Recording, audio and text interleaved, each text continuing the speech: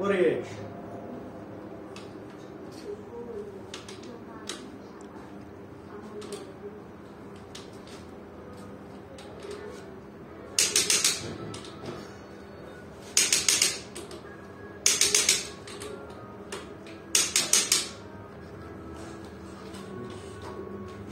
شیشو بگیر.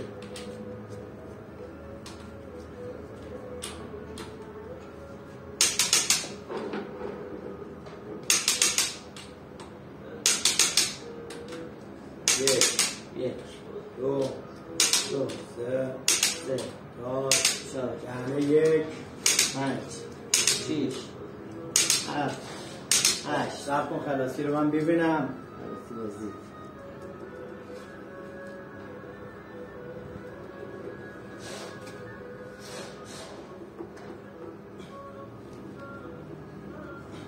خوبه دهنه 2 5 برو 1 2 3 4 5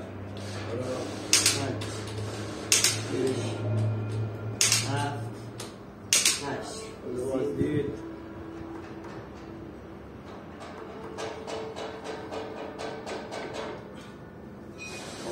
و 4 شماره هاشون نگاه کن.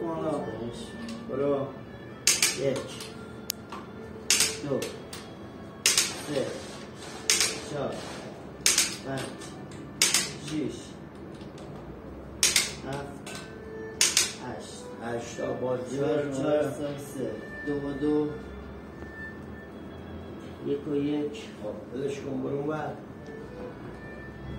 5 پیچا درست یه بچه یکم بازی کن. یک هم که دادید بازی بازی شماره درست شماره 1 درست 3 و 4 دوستان تعمیر موتور 10 تن داریم میکنیم انشاءالله با امید خدا روشن و تحویل مشتری خواهیم داد. دوستتون دارم.